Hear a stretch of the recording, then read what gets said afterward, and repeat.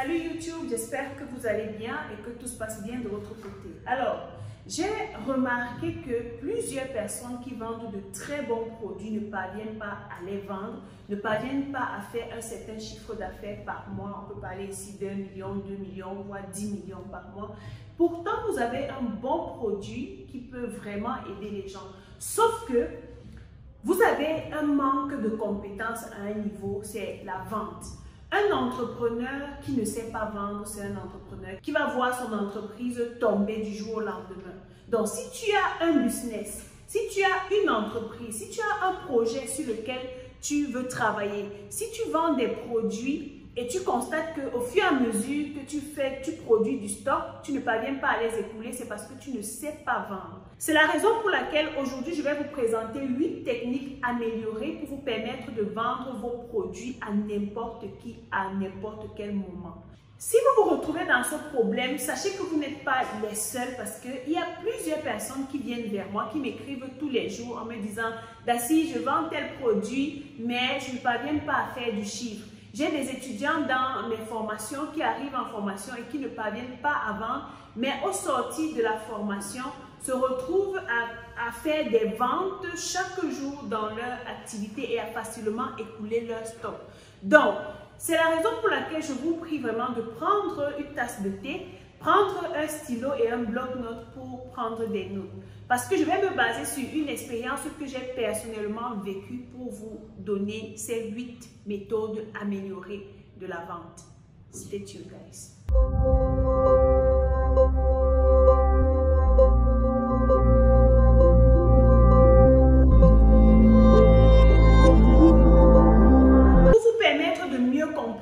Cette technique, je vais partir d'une expérience que j'ai vécue le week-end.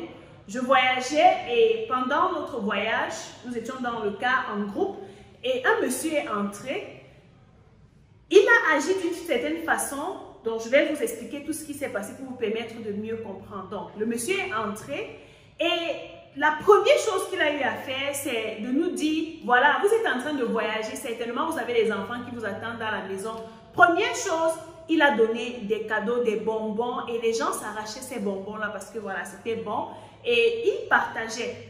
Deuxièmement, qu'est-ce qu'il a fait? Il a commencé à poser des questions d'ordre général comme qui est le président de la Côte d'Ivoire, des questions simples vraiment et les gens répondaient et bénéficiaient des cadeaux. Donc à chaque fois que tu répondais à la question et que tu avais donné la bonne réponse, il lançait les bonbons et les gens s'arrachaient les bonbons. Ça créait de l'ambiance dans le cas et tout le monde se sentait bien en sa présence. La troisième chose qu'il a faite, c'est qu'il nous a dit, j'ai une information capitale à partager avec vous qui peut vous sauver la vie.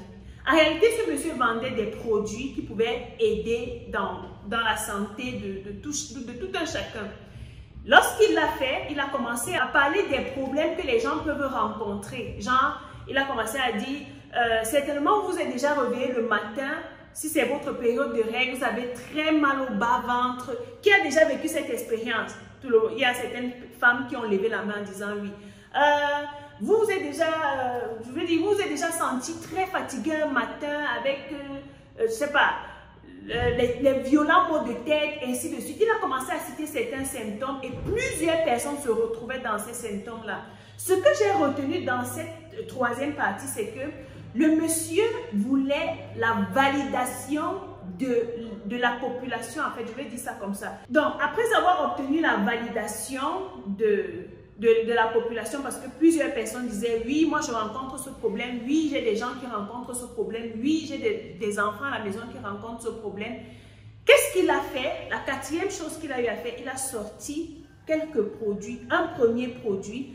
Il a dit, voici ce produit peut aider à résoudre tel problème. Il n'a pas commencé à dire que ce produit est acide, il est amer, il est bon. Non. Il a commencé à citer les problèmes que le produit peut résoudre après avoir obtenu votre validation par rapport aux symptômes que vous pouvez ressentir certains jours de votre vie.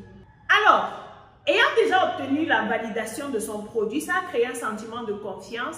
Il a sorti le produit et il a dit, voilà le problème que le produit peut résoudre. Qu'est-ce qu'il a fait? La cinquième chose, c'est qu'il a commencé à faire goûter le produit à certaines personnes qui étaient intéressées. Les gens ont goûté, ils ont dit, voilà, tu peux, je vous prends un exemple, il a fait goûter un produit qui soigne le mal de dents, en fait. Certaines personnes qui avaient mal à la dent ont posé le produit sur la dent et la douleur s'est estompée. Voilà, les gens étaient rassurés. La sixième chose que le monsieur a fait, c'est qu'il a dit qu'il est le seul à vendre ce produit. Donc, ceux qui sont dans le cas gagneraient à rapidement prendre ce produit avant qu'il n'entre en rupture de stock ou avant qu'il ne descende du cas parce qu'il n'avait que pour 30 minutes. Vous comprenez déjà où il est allé. Ce qui s'est passé à l'instant, c'est que ce monsieur a vendu à plus de 15 personnes à l'instant.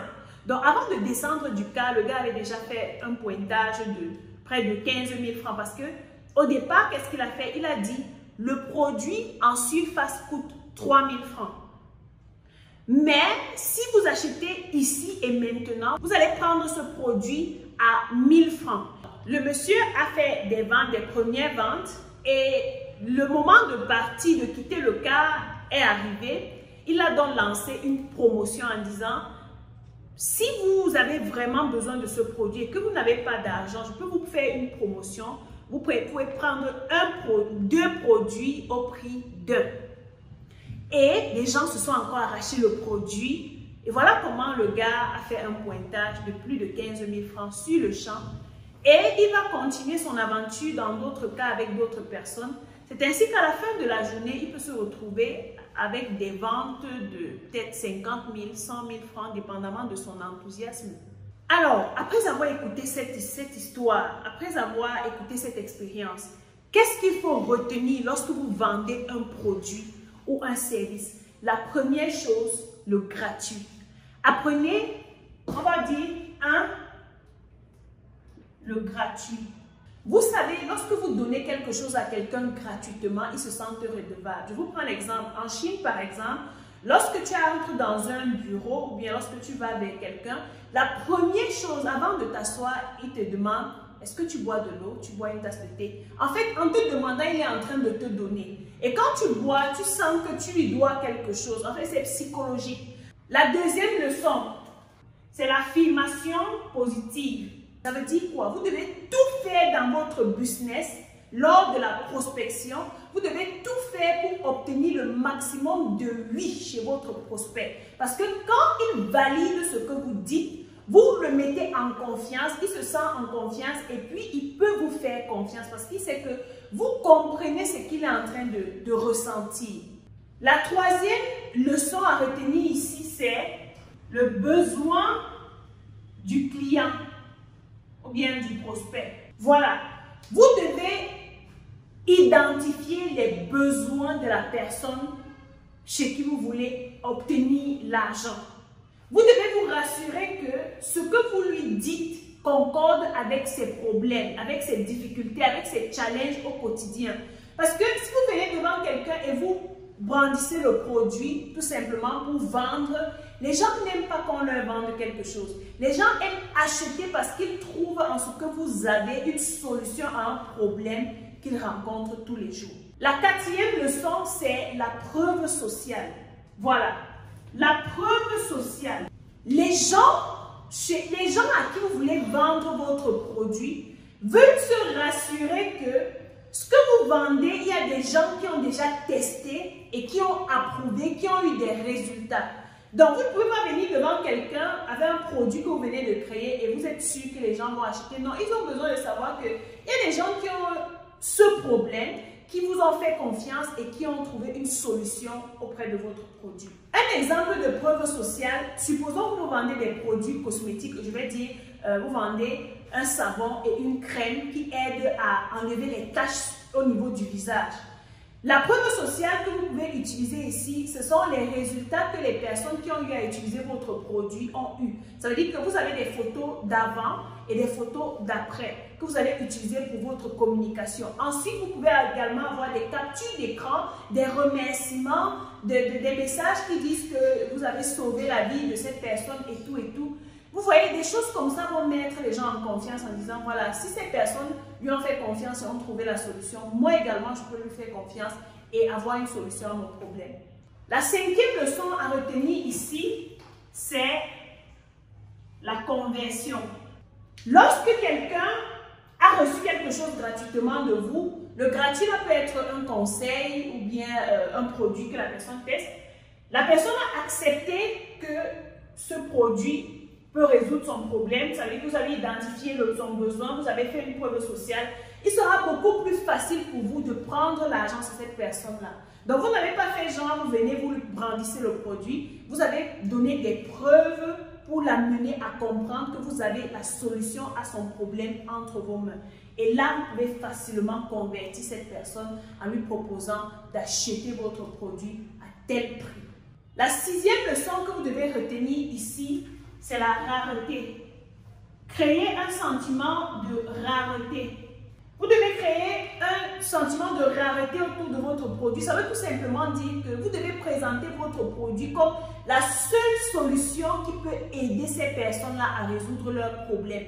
En disant par exemple, à part vous, ces personnes ne pourront pas avoir ces résultats. Parce qu'il y a des produits, si on reste dans notre exemple, des produits cosmétiques qui aident à estomper les taches noires sur le visage. Il y a des produits qui disent apporter la solution, mais qui ne le font réellement pas. Donc, vous créez cette rareté en disant, ce n'est que chez vous que ces personnes-là peuvent avoir. Voilà, une autre possibilité de créer de la rareté autour de votre produit, c'est au niveau du stock. Vous pouvez par exemple dire qu'il ne reste que 10 pièces. Donc, les dernières personnes qui vont prendre peuvent prendre et vous pouvez passer à ce qu'on appelle des précommandes. Donc, vous allez valider les commandes des gens, produire le stock et leur vendre. C'est tout ça qui va créer de la rareté autour de votre produit. Ensuite, la septième leçon, c'est créer un sentiment d'urgence.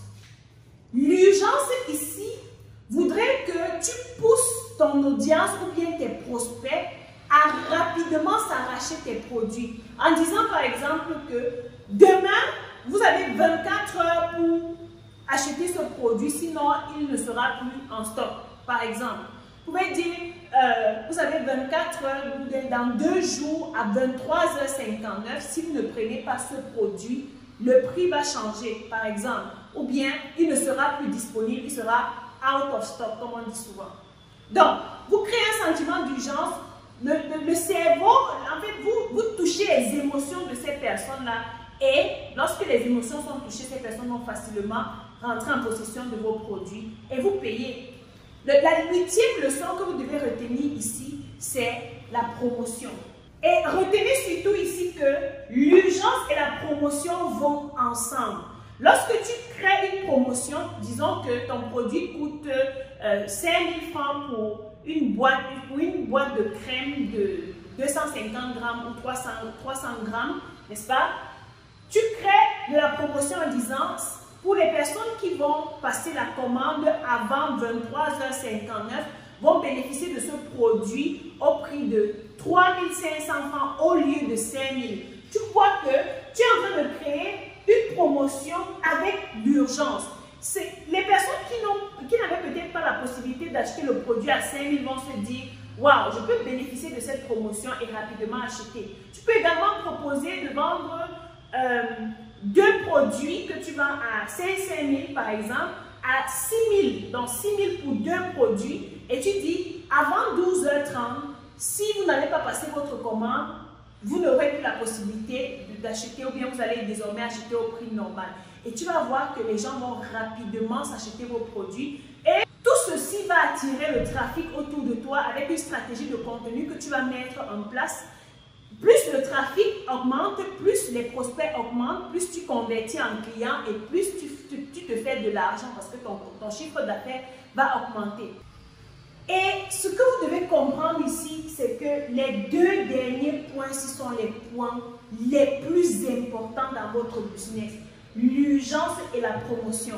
Je vous dis ceci pourquoi? Parce que la plus grande urgence promotion que j'ai vue dans ma vie, c'est en Chine.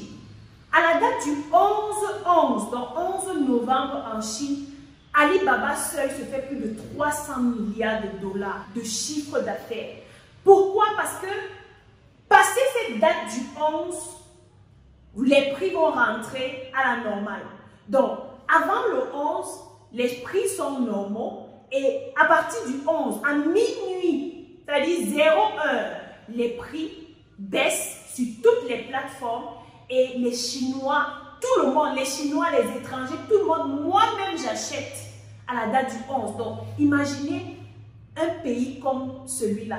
Avec la population chinoise qui est de 1,4 milliard d'habitants, en comptant en plus les étrangers qui y vivent, vous pouvez comprendre à quel point les applications, toutes les applications d'Alibaba, parce qu'ils ont des dérivés, toutes les applications d'Alibaba beurrent. Parce qu'à un moment, quand tu veux valider ta commande, on te dit try again. Parce que les gens sont en train d'acheter tout et n'importe quoi à ce moment-là, vu que les prix sont bons. Donc, appliquez ces 6 stratégies, mais appliquez surtout l'urgence et la promotion pour augmenter le trafic autour de votre produit, augmenter les prospects, les clients et par conséquent votre chiffre d'affaires. Si vous appliquez toutes ces 8 techniques, je ne sais pas par quelle magie vous n'allez pas pouvoir faire des ventes dans votre business.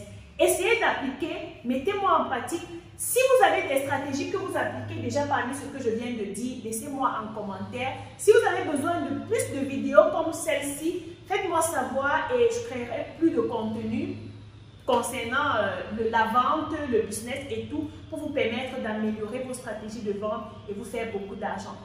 En ce qui concerne les techniques de vente, j'entre plus en profondeur dans mes formations. Vous êtes consciente qu'en 12 minutes, on ne peut pas vous donner tout le contenu d'une formation sur les stratégies de vente. Donc, si vous êtes intéressé par la formation et que vous souhaitez apprendre à vendre comme des pros, je vous conseille de prendre une des formations qui va s'afficher dans la barre de description. Vous nous contactez et notre équipe va se charger de vous accompagner. Moi-même, en tête de file, je serai là pour vous former aux stratégies de vente afin de vous permettre d'augmenter votre chiffre d'affaires. On se donne donc rendez-vous à la prochaine vidéo. D'ici là, comme d'habitude, take care.